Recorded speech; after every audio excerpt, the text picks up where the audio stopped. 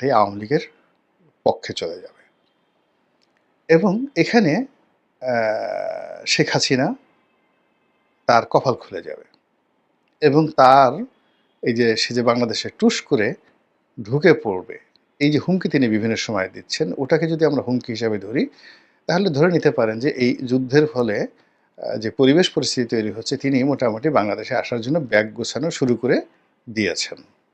কেন এবং কিভাবে সেই বিষয়টা নিয়ে আলোচনা করব। আপনারা জানেন যে আমাদের এই দেশে কওমি লাইনের যারা আলেম ওলামা রয়েছেন, মানে হেফাজতের আলেম ওলামা রয়েছেন, এদের মধ্যে স্পষ্টতই দুটো ভাগ আছে। সবচেয়ে শক্তিশালী যে ভাগটি মাওলানা আহমেদ শফির নেতৃত্বে ছিলেন এবং তার সন্তান, তিনি মারা যাওয়ার পর তার সন্তান এবং অন্যান্য যারা আছে, মুফতি ফয়জুল্লাহ থেকে শুরু করে যারা আছেন, যারা অর্গানাইজড, যাদের অর্থ আছে এবং যাদের জনবল আছে, তারা সবাই প্রো আওয়ামী লীগ। কিছু নেতা এখন গা ডাহাকা দিয়ে আছেন, কিন্তু মাঠে ময়দানে সব জায়গাতে তাদের কর্তৃত্ব রয়েছে। কিন্তু যেহেতু তারা একটা ধর্মীয় লেবাসে রয়েছেন, কাজেই তাদেরকে একটা, যাকে বলা হয়, ফুলের টোকা দেওয়ার ক্ষমতা সরকারেরও নেই, কারোর নেই। আওয়ামী লীগের একটা বিরাট শক্তি হেফাজতের মধ্যে রয়েছে। ওদিকে হেফাজতের যে কাউন্টার যে গ্রুপটি, যারা ডক্টর মোহাম্মদ ইউনূসের বন্ধু হতে পারত, তো তাদের সঙ্গে ডক্টর মোহাম্মদ ইউনূসের পরিচয় হয়নি। ডক্টর মোহাম্মদ ইউনূস তাদের নামই জানেন না। যারা আওয়ামী লীগের বিরুদ্ধে দীর্ঘদিন লড়াই এবং সংগ্রাম করেছে, একেবারে তাদের নামও এখন পর্যন্ত জানেন না। একজন লোকও ডক্টর মোহাম্মদ ইউনূসের সাথে দেখা করতে পারেননি, দেখা করেনি, তাদেরকে ডাকা হয়নি। এই গোয়েন্দা তথ্য তাদের কাছে এখনো দেওয়া হয়নি। কারণটা কি? কারণটা হলো হেফাজতের দুটো গ্রুপের সঙ্গে জামাতের দূরত্ব। মানে শেখ হাসিনাপন্থী যারা আছে তাদের সাথে দূরত্ব, শেখ হাসিনা বিরোধী যারা আছে তাদের সঙ্গে দূরত্ব, এবং যেহেতু সরকার খুব ঘনিষ্ঠ অবস্থায় জামাত আছে, কাজেই তাদেরকে আর সেখান থেকে আহ্বান জানানো হচ্ছে না। ফলে দুটো গ্রুপে ফ্রাস্ট্রেটেড, এবং তারা এক গ্রুপ তো শেখ হাসিনার ছিলই, আর অন্য গ্রুপটা তারা মনে করছে যে কী করে শেখ হাসিনার সাথে আবার একটা সুসম্পর্ক স্থাপন করা যায়। গেল হেফাজতের এই অংশটি। মামুনুল হক থেকে শুরু করে অন্যান্য যারা হেফাজত করে, আবার মাদ্রাসা চালায়, আবার আলাদা রাজনৈতিক দল করে, খেলাফত মজলিস, তাদের কথা আলাদা। কিন্তু অ্যাজ এ হোল হেফাজত বলতে যা বোঝায়, সেখানে মামুনুল হক হলো যে তার যে রাজনৈতিক ক্যারিয়ার, সেই রাজনৈতিক ক্যারিয়ারের হয়তো 10%, বাকি 90% সে কিন্তু তার নিজের রাজনৈতিক দল, নিজের মাদ্রাসা, নিজের ক্যারিয়ার, নিজের সব কিছু তিনি সেটা করছেন। কাজেই মামুনুল হকের সঙ্গে ডক্টর মোহাম্মদ ইউনূসের ঘনিষ্ঠতা, বৈঠক, এটা জামাতের সাথে ডক্টর মোহাম্মদ ইউনূসের সম্পর্ক, বিএনপির সাথে সম্পর্ক, মানে মামুনুল হক ইজ টোটালি ডিফারেন্ট। এখন দেখা গেল তার একটা ফেস ভ্যালু আছে, তার একটা, যাকে বলা হয়, কথা বলার, যাকে বলে, প্ল্যাটফর্ম আছে। তো সেই কারণে হয়তো তিনি ব্যবহৃত হচ্ছেন বা তাকে ব্যবহার করা হচ্ছে, এবং একইভাবে শেখ হাসিনাও কিন্তু তাকে ব্যবহার করেছেন এবং তিনি জেলে গেছেন। মানে তিনি মূলত এখানে সবসময় শেখ হাসিনা এবং তার গোয়েন্দা সংস্থা তার উপর একটা চাপের মধ্যে রেখেছিল এবং তাকে ব্যবহার করা হয়েছিল, এবং তাকে আবার সেই গোয়েন্দা সংস্থা কিন্তু ধরায় দিয়েছে, এবং তিনি যে জেল খাটছেন, মানে এখানে ওই সময়টাতে তার যে অবস্থা ছিল আওয়ামী লীগের জমানাতে, এখনও ঠিক সেম অবস্থাতে তিনি ডক্টর মোহাম্মদ ইউনূসের কাছাকাছি যাচ্ছেন, এবং এখানে গোয়েন্দা সংস্থাই তাকে নাড়াচাড়া করছে। এগুলো মামুনুল হকের অবস্থা।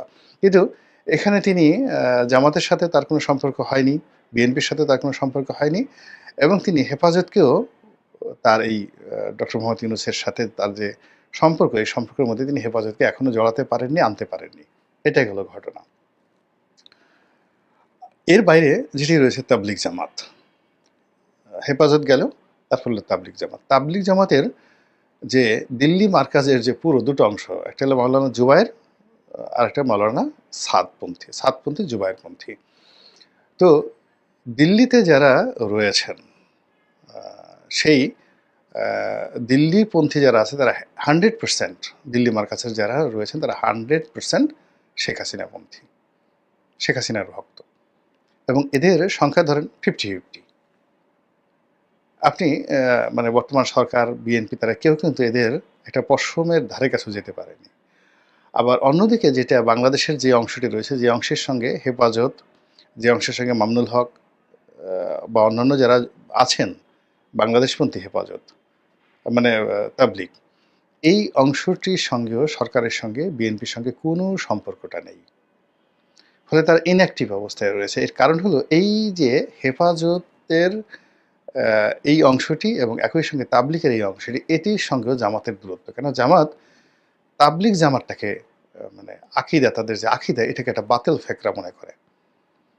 এটাকে অনেক আহলে সুন্নাত ওয়াল জামাতে যারা লোকজন রয়েছেন, তারা এটাকে মনে করেন যে এরা রীতিমতো ধর্মের মধ্যেই নেই, খারিজ হয়ে গেছে। আর জামাত তো তদ্রুপ মনে করে। ফলে জামাতের সঙ্গে এই তাবলিগ জামাতের এই সম্পর্কটা স্থাপিত হয়নি। ফলে যে এখানে যে বিভেদের মধ্যে একটা অংশ শেখ হাসিনার হাতে আছে তাবলিগের, আরেকটি অংশ নিষ্ক্রিয় হয়ে বসে আছে। এই গেল অবস্থা। ফলে কি হলো? এই যে দেখেন যে ইসরায়েলের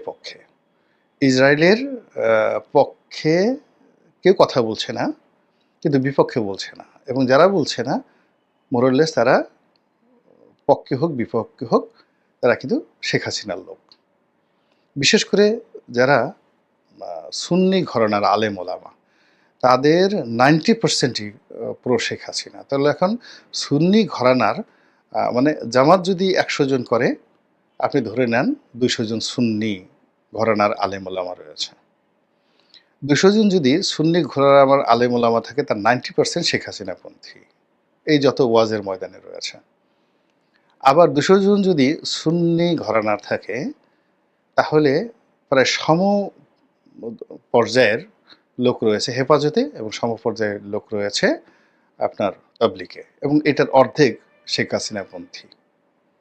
তো কাজেই এই যে আলেম ওলামা, মানে গত ১৫ বছর ধরে শেখ হাসিনার যে ডিপ্লোম্যাসি, সেই ডিপ্লোম্যাসিতে ইসলামাইজেশনের ক্ষেত্রে, ইসলামী দলগুলোকে নিয়ন্ত্রণ করার ক্ষেত্রে তার যে ব্যুৎপত্তি এবং তার যে কৌশল, সেই কৌশলটা এই মুহূর্তে কিভাবে একটা পরমাণু বোমা হয়ে রাজনীতিতে ঘুমন্ত অবস্থায় আছে, আগ্নেয়গিরি হিসেবে আছে, আপনি বোঝার চেষ্টা করেন। তো সেখানে যদি ইরানের পতন হয়, ইসরায়েলের জয়লাভ হয়, অথবা এই যুদ্ধ দীর্ঘায়িত হয়, তাহলে পুরো পরিস্থিতি কি হতে পারে? শেখ হাসিনার পক্ষে যাবে না ডক্টর মোহাম্মদ ইউনূসের পক্ষে যাবে? ডক্টর মোহাম্মদ ইউনূসের ওখানে দেখেন ডোনাল্ড ট্রাম্প জিতে গেল, ইসরায়েল জিতে গেল।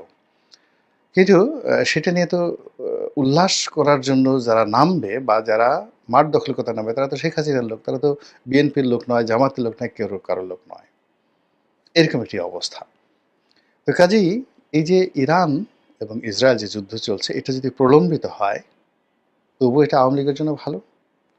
আর এখানে যদি ইরান পরাজিত হয়, সেটাও আওয়ামী লীগের জন্য একটা বিরাট অপরচুনিটি তৈরি করে দেবে, ভারতের কর্তৃত্ব মারাত্মকভাবে বাড়িয়ে দেবে, এবং পাকিস্তানপন্থী যে রাজনীতি, চীনপন্থী যে রাজনীতি, এটা এই মুহূর্তে একেবারে থমকে যাবে।